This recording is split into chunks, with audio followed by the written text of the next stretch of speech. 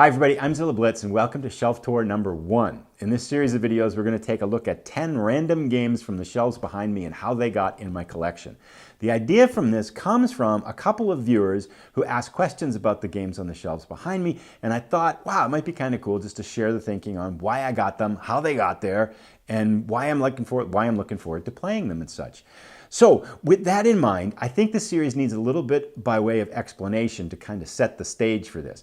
The first thing to make note of is that I've been away from wargaming for about 25, maybe even 30 years. It's been a long time, right? We had kids, our kids played sports, we had pets. Life just didn't work for a lot of the longer time periods you need to be able to play war games. So I kind of drifted away from the hobby for about 2-3 decades. Now I had a smaller collection of games from before that, but a lot of those were kind of hand-me-downs that my brothers had given me. I picked up a couple of chunks at yard sales and stuff like that. So I was kind of semi into it, but they're basically playing kind of older games at that period of time. So I've got a chunk of probably 20-30 games that are really old. And then had this gap when I came back into wargaming about 6 months ago, where I didn't have anything, essentially, from the last 20, 30 years.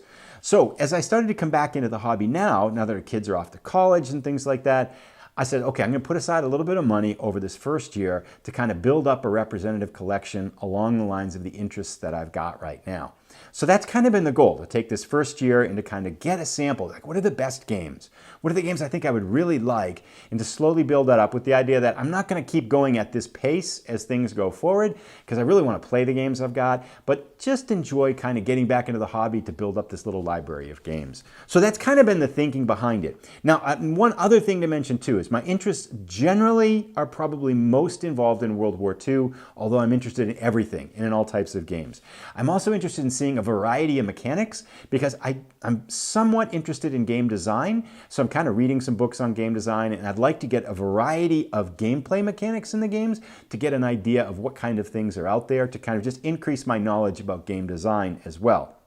And then lastly, we got a pandemic going on still. So, and my life really didn't center on board gaming or historical gaming for such a long time that I don't have friends yet really that are involved that I can sit down and play a lot of games with. So you'll notice a heavy kind of solitaire element to it. One of my goals as we get into 2022 is to expand the 2-player options and maybe some multiplayer options, real games with real people, and to dig more into Vassal and things like that too. Now I have played some 2-player, but just haven't had a real opportunity to play a lot of it yet. So as a result, I'm skewing away from a lot of the multiplayer games. Like I think Angola was just on sale with Multi-Man Publishing Games sale. It's a great game, but it shines best as a 4-player game. And I'm thinking, yeah, that's probably just not going to get to the table for me very much. So I'm shying away from those multiplayer games and more into the 2-player that work well as solitaire and then solitaire games. So that's kind of the theme that I think you'll see as we look at a lot of these games. All right, let's start taking a look at our first 10 games. First up is The Dark Summer. Now, again, these games, they're not totally random. I kind of went through and picked a variety of themes and collections and stuff like that. I'm just going to talk maybe like a minute on each one here. You'll notice, however, that a good number of them are still in shrink wrap. I have a rule about that. So my rule is that I don't allow myself to take the shrink wrap off until I make the unboxing video for the game. So it's kind of motivation for me to keep making the videos and to kind of work for it, because otherwise I just open them all up and yeah, then so that's kind of a way for me to just kind of stay self-motivated with getting the games to the table and playing the games, is that I have to read the rules, make the unboxing video, and then, you know, that as I do that, the shrink wrap comes off. So, The Dark Summer. This is by Ted Racer, GMT Games game, Normandy 1944. I'm super interested in the conflict. It looks like the scope and scale is good, and this Dark series is very well regarded. I've been trying to get some of the other ones, what is it, like Dark Valley and Dark Sands maybe, but they're out of print and super expensive, and we all know how that is. So I figured this is a good place to start with that kind of mini-series. It's a conflict I'm really interested in, a campaign I'm really interested in, landing on the Normandy beaches, and then breaking out into France and stuff like that. So it seems like it's very well executed. It got good reviews, and a lot of the videos and kind of information that I read on it said, yeah, that'd be good to get into the collection. Wasn't very expensive either, so I thought, yeah, this would be a nice one to add. So it's here, still in the shrink wrap. I'm hoping to break it out soon. Although, before we do that, the other Hex Encounter game I want to get to is one I've just done an unboxing for. It's either up on the channel or coming soon. No Retreat, the Russian Front. This is by Call Paradis. This game came highly recommended to me on another gaming forum. a couple people there said, super playable, super engaging campaign of the Eastern Front with low counter count and very streamlined play. You can play it in an evening for a campaigns game scale, and that's I'm very interested in these grand strategic games that are either an entire front or an entire war, as we'll see later. So I'm kind of very interested in that element of war, and that to back up a little bit, it's probably one of these more other kind of overview elements. I like tactical games. I like the operational and battalion level games. I also like the strategic level games. This is probably halfway in between strategic and operational, but this grand sweeping game looks very interesting. I like the idea that there's a number of scenarios in this as well. Small counter size. I feel like this would be a really fun game to dig into in an evening or two, play some of the smaller scenarios, and then perhaps even, I think this one might work really well in a video format, because one of the challenges I have is, some of these larger games, the monster games, like how do you make a video of that in a way that's not going to be 100 hours? So that's kind of something I'm still wrapping my head around in terms of a design perspective. This game feels like, for me, one of the reasons I wanted to get it is I feel like this would be a good hex and counters game of kind of a grand campaign that would make for an easy way for me to learn how to make videos on that type of a game.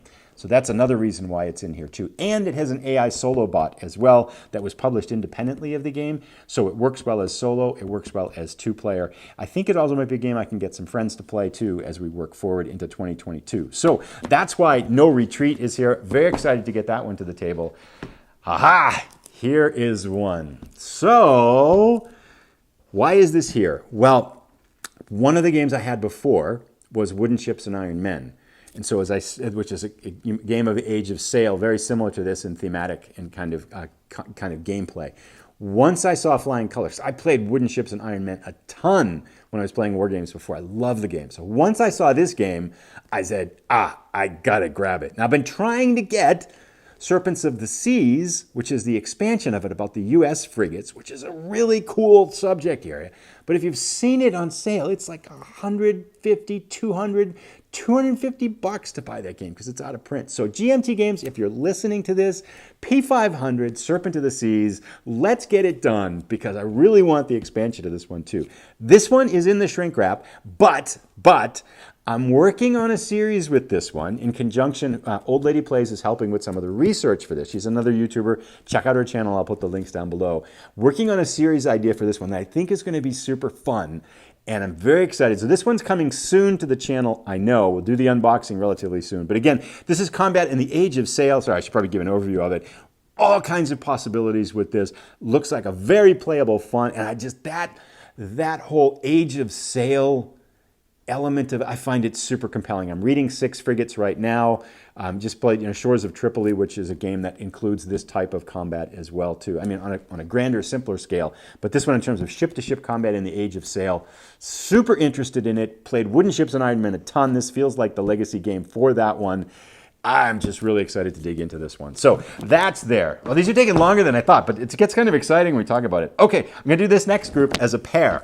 These two might be something you've never heard of, but so War of the Worlds. I hope these will both fit on the camera. I'll show them once if they don't. War of the Worlds Japan and War of the Worlds France from DVG Games. I like science fiction. I love science fiction. I grew up reading tons of science fiction. So when I saw these games, they were super cheap on sale on some online store like about 4 months ago. And I thought, and I looked up the reviews and stuff like that. They're pretty good. The reviews are pretty solid. And I thought, this looks really fun. And basically, this is, you play a country and you play the humans fighting against the aliens, the aliens coming down the machines, based on, of course, the War of the Worlds theme, alien ships coming down to the countries. Each one, there are 4 games, I think, in the series. There are only 2 on sale, and I figured, okay, well, I'll get these 2, and then if I really like it, maybe I'll get the other ones. But I get a sense that I think once you've played one, you've kind of gotten probably 75% of the experience. So I really didn't want to go too overboard anyway. Both of these in shrink wrap. Haven't done the unboxing on these yet because they were super cheap and I kind of put them off to the side. But they look really, really fun. Now, I believe this too. This is totally solitaire, right? Yes, both the games are totally solitaire. A lot of different mechanics. You're basically trying to fight as humans against the aliens. I thought, just in terms of the way the gameplay works, and again, because of the fact that I'm interested in science fiction, that this would be pretty cool. So, and I don't really have many, not sure that there are a lot, really, of science fiction war games, right? I mean, I've got a couple more. We'll show them later as we go through things. But it's not a category that gets a ton of love and attention. So when I saw these, I thought, worth a try. And the price was right. So I also want to do, as we do these, to pick up some of the older games, throwing back in time. Tobruk, 1940. This is a limited edition. I think it was something I got from my brother at one point. And this was an older game that he had, perhaps wasn't playing anymore or something like that, so he passed it down to me.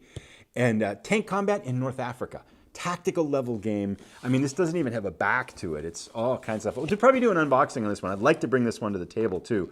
A lot of detail. I think this would be, I would put it kind of in that Panzer category from GMT Games, where you've got a lot of different individual counters for individual tanks.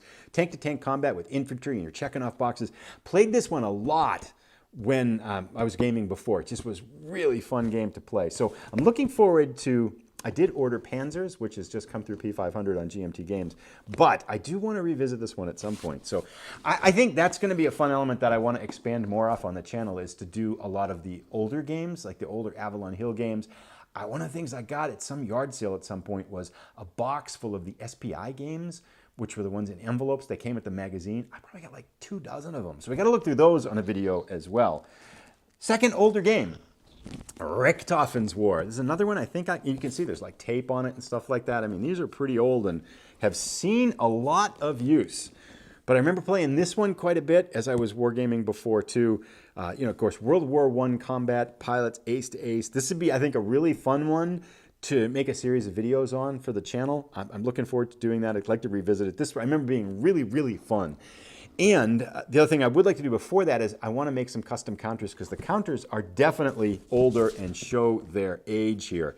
So looking forward to this one. Of course, it's already open because it's a game that I've had. It's been around for 30 years or so. Okay, back to the present day. Legion Wargames target for today. So another game that falls in that the solo category. If you're watching the channel now, one of the things we're doing is playing the Hunters on the channel, which is a total solitaire game. I feel like there is, so we've played Sherman Leader from DMG Games, which is solo combat, solitaire tank combat, a little bit different genre in that the Hunters is basically you're taking charge of a single U-boat underwater. In this one, you're taking charge of a single bomber over Germany, and you have a target basically for today. This is very chart-driven, very rule-driven, very kind of procedural in terms of, but it looked really, really fun.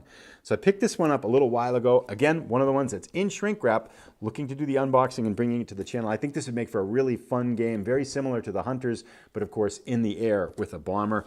Graphically really interesting as well too.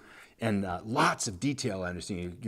Lots of different random events and minutiae accounted for in the game, but done in a very elegant way. So I'm curious to see if we could take a bomber through the war with that game. Two more to look at. Speaking of solitaire games and games under the sea, playing the Hunters right now, which is a U-boat game. I love U-boats. Everybody loves U-boats, right? In terms of the game, I shouldn't say that, but you get the idea. There's a lot of appeal, I think, to games that can give you control over U-boats. This is a DVG Games U-boat leader game. Plays much like their Leader series. I heard, this is the second edition. I heard the first edition had issues, and I'm not sure what they were, and I heard they got fixed in the second edition. I saw this one on sale someplace. It was a very reasonable price, so I thought we could pick it up, and this I think will make for another really fun look at submarine warfare, underwater warfare on the channel too. So looking very forward to bringing this one to the table. And again, I just couldn't resist because, U-boats, you put a U-boat in a game, it's like, I'm probably buying it. I mean, I really am. It's kind of just, it's real hard to resist. And again, this is a total solitaire game. Simulating, I don't know if you have a pack, a wolf pack of U-boats, or you're just simulating one. I really don't know that much about it. Just that the ratings in the game look pretty good and the price was right. So I got a chance to pick that one up. So that'll be coming to the channel at some point as well. Lastly, going back to the grand strategic thinking behind the game. Empire of the Sun. I mean, this is a game that so many people have mentioned as one of their favorites. Once I came back, I said, I've got to get that game and got to give it a try, except it's out of print, right? So I signed up for the P500, and that that can take as long as college, honestly. It's a cool process, but you can't be impatient, right? But I was kind of impatient, so I've been looking for this on sale somewhere online. Couldn't find it for anything less than like $100 and something bucks. And it's like, yeah, it's a lot of money for a game that's probably going to get reprinted in the next year or so. Then finally found one very reasonable. It was either eBay or Board Game Geek or something like that. I mean, it wasn't super cheap, but it was a very reasonably priced game, unpunched. This one is not the latest edition. I think it's the 2015 second edition, but still easily kind of updatable with kind of some errata and some rule changes and stuff like that. So no problems in terms of bringing it up to date. Pacific War from 1941 to 1945. I know I'm going to love this game. And again, this is one of those campaign games, the grand sweeping games. I really like those, especially games that allow you to a certain degree to explore what-if possibilities without being totally fanciful and totally kind of broken and stuff like that. I've heard so many great things about it. I got the game, and the other thing is that the rule book's pretty massive, right? This is an investment. So as I looked at it, I said, one of the things I've been trying to do with wargaming is to kind of level up my skills. Because if you don't play war games for a while, then you jump back in. Some of the harder war games are hard. Even if you played hard war games before, like the Third Reich. I remember that game playing before when I was playing. If you haven't played those games for a while, it takes a while for your brain to get back into it. Playing a war game is hard because you have to digest all the rules. Then you have to integrate the rules into this playing experience. You have to keep a lot of edge cases in your head. So I've been kind of working my way up. If you'll notice on the channel, slowly but surely, I'm trying to work my way up in terms of complexity of games. It's also hard on the way by the side. It's very difficult to play a game while you're making a video and trying to remember the rules. The cognitive load on that feels a lot greater than just playing the game. So this is a project. I feel like this is going to be a 2022 project. And my ultimate challenge is, how do we do this in a video series? That's what I want to get to. And I'm not there yet, right? Because one, I think hex and counter games of this scope and scale are very challenging to make video series of. They can't be 10 hours. You've got to shorten it up in some way. You've got to capture the essence of the story and the excitement. It's hard to do. So challenge accepted. My goal is sometime, I think in 2022, to get this to the table and to make a video series of it. I've started learning it kind of off and on, just kind of browsing through the rule book and stuff like that, but I haven't had a chance to dig in yet. I know that at the upcoming San Diego Historical Games Convention, there's going to be a session on this, so I'm looking forward to going to that to help learn how to play more too. But really excited about this one in terms of its ability, to capture the grand scope and scale of the Pacific campaign between the Allies and Japan. So there you go, 10 games. I thought this was going to be 10 minutes, but I realized there's probably a lot more to say about each one of these. Many of these will be coming to unboxing videos soon, like Empire of Sun came open, so I'm going to try to get that one to an unboxing shortly as well too. There we go. 10 games, 10 random looks at things that we've got. Is that 10 or 9? Yeah, that's 10. There we go. Let me know what you think. Do you like this series? Is it interesting? What other things, as I'm talking about the games, would you like to hear? Do you have any of these? Which ones should I get for the collection? Let me know. If you're a publisher, we do accept review copies, and so I'd be happy to do that, and that's another thing. You can reach out to me about that as well too. But if you've enjoyed this kind of rambling look at some of the games on the shelves, let me know. Please give it a thumbs up if you've enjoyed it, as that helps get the video in front of other people and get more people to see the content. And if you're new, please consider subscribing. About 40 to 50% of the content on the channel is wargaming and historical games content. So much more to come. We have playthroughs and unboxing and reviews as well too. So let me know what you think of this format. Too long, too short? What things should I cut out? What things should I add? Thanks for the feedback, and thanks for stopping in and watching. Have a great day.